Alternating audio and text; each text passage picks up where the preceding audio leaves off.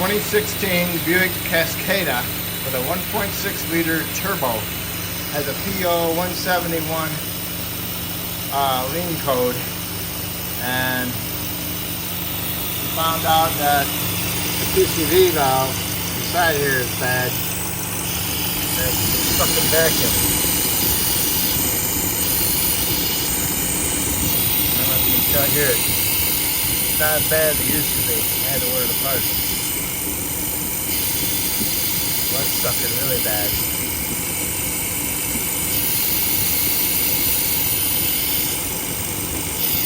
Okay, that is actually part of the valve cover. So we're gonna replace the valve cover. Okay, got a brand new one. Comes with everything you need. And here's the PCV system in here. Non-replaceable. 850 bucks from GM. Get it from GM Parts Giant for 525 bucks. So, all right. So when you get your new one, look at it, you know, get an idea, what does this involve, okay? Because coils, injectors,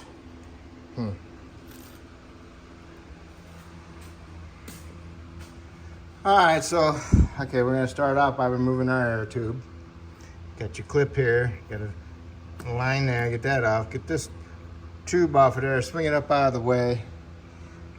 Undo your coils, you gotta undo all these 10s, okay? This is a bracket, take out your dipstick, don't wanna break it, okay?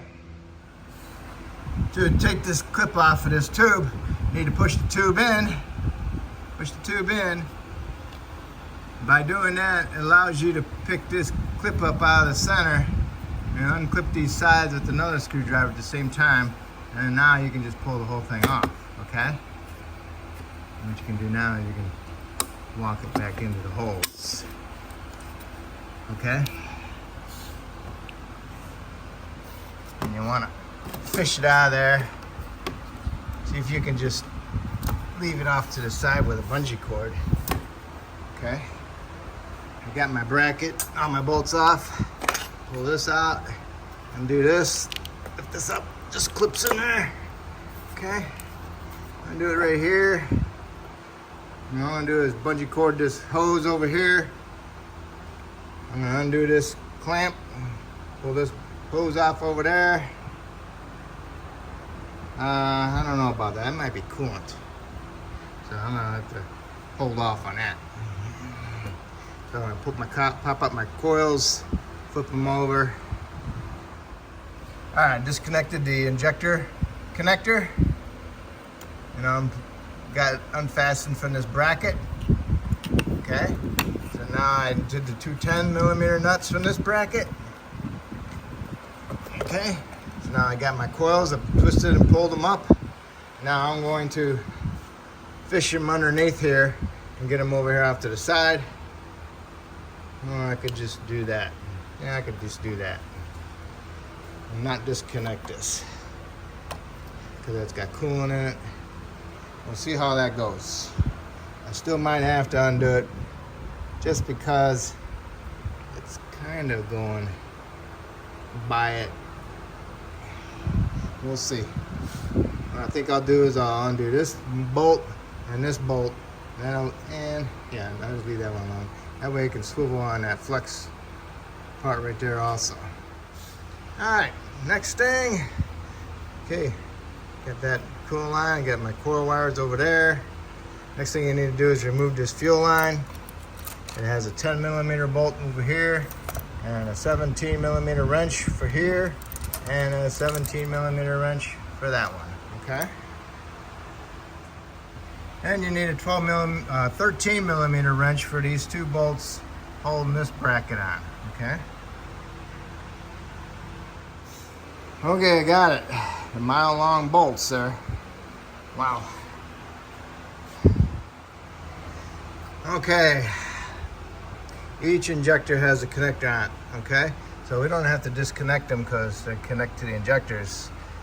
What we need to do is unbolt the fuel rail, and unbolt each injector and then wiggle them back and forth and pull up. That's the plan.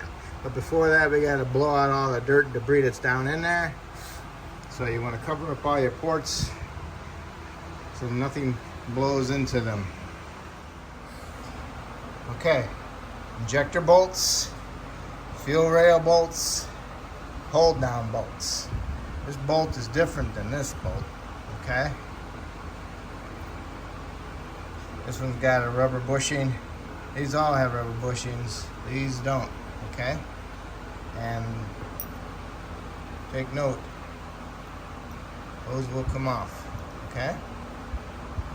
I don't know if there's a rubber bushing below, underneath them, but it looks like it there is. So beware of that also when you get it apart, you don't lose any of them, okay? Next, you need to remove these two bolts off of the top of each injector. And they are a T25, okay? A T25, and they are not magnetic, so do not drop them. Pick them up with a needle nose, long needle nose, okay? Be careful, they are not magnetic. And once you got all of them bolts off, go ahead and wiggle it back and forth. See, the whole thing's wiggling, you're removing it off the top. It looks just like a regular Pinto injector with an O-ring on top, okay? So wiggle it and pull up at the same time. Just take your time doing it. And yes, we do have to unplug them because the injector is staying in the head. What you do is you get yourself a little long, stiff screwdriver and you want to push in on it. And as it's pushed in, get your needle nose pliers down there and pull up on that harness wire with it. You don't need to pull on very hard, you just need to pull on a little bit. If it doesn't come up, then you're not unclipped, okay? And as you're wiggling that fuel rail, these fall out. They go underneath these, okay? Okay, got the whole thing up, okay? Now if you look down inside there,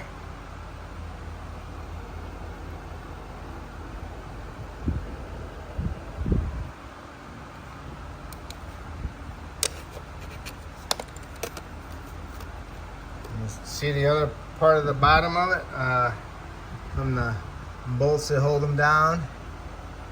Let's see that? Okay, each one of them has one of those. Okay, all right, you get my idea.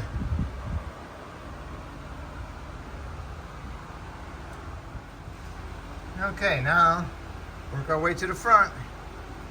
You got two nuts there to remove this bracket right here. Okay? And you gotta undo this hose for your breather. And then there's a nut there, a nut there, and a nut there. You gotta get in there and get those nuts off. And you can lift up that bracket. Oh yeah. Come over here and there. Remember those one long bolt and a short bolt? These go underneath these. Huh. Okay. Sorry I didn't see that. But I'm glad I found it. Okay, I'll put it with my stuff. Okay, to get this hose off, I sprayed it with some brake clean and worked it in there and then got it off. Now for this, it's got a metal tube that goes to plastic. Took this connector out of there, the bracket. Got this harness out of the way so I pushed the line over so I can get my socket on the nut. Removed all three nuts, lift it up, push it off to the side. If you want to go ahead and take these off, that's up to you. You get this out of the way. Now you can go around and take all your bolts out. Okay? They should stay inside the valve cover and come off with it. Okay, you got all your bolts loose. Just double check, make sure you got them all. and stick a little angle in here and pry it up. If it comes up pretty easy, then you got all the bolts off. If it's still kind of stuck on there, double check, make sure you got all your bolts. Okay? Alright, you got your valve cover off? Okay, no problem. Next you want to do is go over here and inspect your upper guide. Make sure it's not broke or anything, because it should look like this, okay? Make sure them pieces aren't broke off. That way you know you're not going to have anything going on in the future. And when you clean this off, make sure you clean this silicone off there that direction. Same thing with this one, that direction. Don't let it fall in there. Should be some silicone over here in the corners. Nope, none there, just right there. And then you want to inspect your cam lobes. Make sure they're nice and shiny. Make sure they don't got any big grooves in them and don't look right compared to the other ones, okay? So go ahead and clean it all up. Try not to spray any brake clean in there. You're gonna get any dirt or anything. Okay, and then when you're going back together, put some silicone right here, silicone right there, silicone right here, and silicone right there. And put your valve cover in there and snug it down equally. Okay, cleaned up my head. If you're using a sharp scraper, drag it. Don't push it, drag it. Okay, drag the back side of it, okay? It works really good on aluminum. Okay, inspect your valve cover, make sure the gasket's in properly. Put some silicone on the little pads, put some on a little angle right there. And then go ahead and bring it over and fish it in there best you can. Might want to hold this up out of the way, or hold it up. Hold it up probably be a bit better idea. Yeah, use a bungee cord, hold it up. Got it in there. Tucked it underneath the air snorkel. And then placed it down, got it out of the way of that. And just fell right into place. Okay, now get all your bolts started and then start snugging them up inside out, okay? Okay, you snugged up all your bolts. Now you're working from the inside out, you know, crisscross patterns, 8 foot-pounds, okay? After you got that done, now we can go ahead and put our little bracket on there, and our bracket on here, and our hose, okay? Okay, I got my bracket on there, my 2 10s. Got my front bracket on with my 3 10s. And my bracket in the back with my 2 13mm bolts. Now all I need to do is brush some grease on my injector O-rings. And put a little bit of grease inside my fuel rail fittings here. So it helps it slide onto the injectors. These 4 spacers that went underneath the fuel rail tops for the injector, for the O-rings.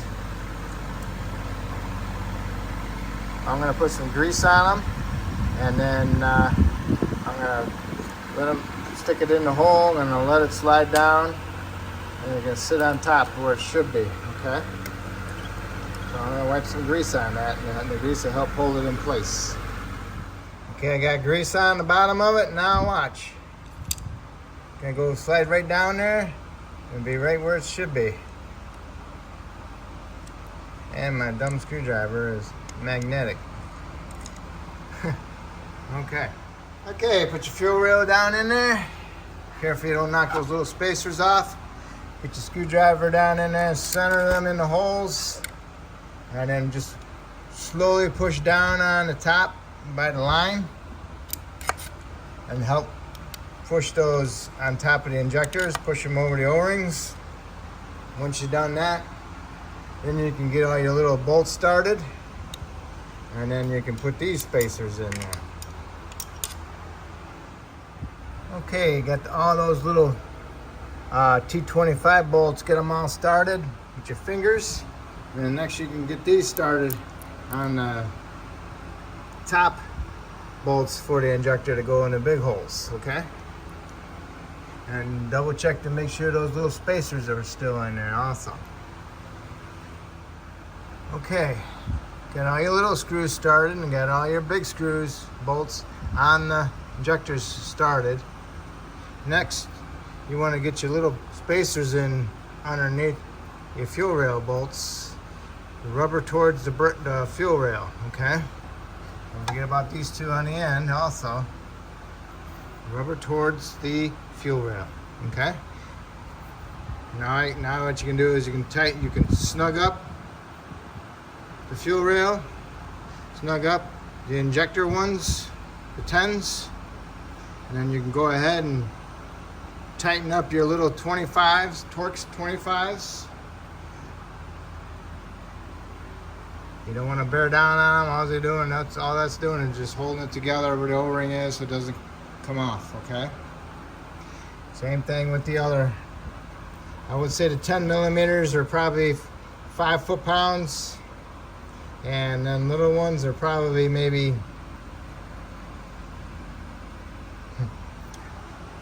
30 inch-pounds. Okay, now that you got all your injector bolts tight, your little screws tight, your fuel rail tight, plug your injectors in, make sure they clip in, and you want to put your fuel rail on and your 10 millimeter retainer and tighten these up. It's a taper fit. You don't need to bear down on them. Make sure they're just tight, okay? You don't want to over tighten them. All right, so now you re-blow this out, make sure there's no debris in there or excess gas. And now you can get your put your coils back through and get them started. Okay, guide your coils in here and start putting them in from 4, 3, 2, 1. Okay, get a flashlight, look down in there, make sure you're getting actually on this spark plug. And once you got them in there, put the bracket in there and put your bolts in there. Careful when you put these bolts in there on the coils. The coil has that little plastic spacer that goes around the bolt that goes inside the middle of them. So be careful you don't push them out when you put the coil bolts in. Get them started. Get these bolts started. Snug these up first. And then snug up your coils and that bolt. Okay? Then go ahead and put your bracket in over here with these nuts. Plug in your fuel rail. Lock in your clip, your lock. Put in your fuel rail bolts. One there and one there. And we're getting real close. Being ready. Don't forget about that clamp. You got the clip back in here. Remove your plugs. Alright. So now we're ready to put our air intake tube in there. Okay, I got the air induction tube on. Make sure it clips in, give it a tug, make sure it don't pull off. Clip this back in, put your dipstick in, put your little booter on, your filler cap, put that on, put your filler cap in, got your clamp on, got your radiator cap on. We didn't lose no coolant, so we're good. What you need to do is start it up, make sure you don't have no fuel leaks down in there or even on that fuel line. And then you can verify about your vacuum leak at that little breather, okay? That's it, that's how you do your valve cover. If I helped you with this video, that's great. Hopefully you can help me out by subscribing. If you already have, I just want to say thank you. And you have a wonderful day.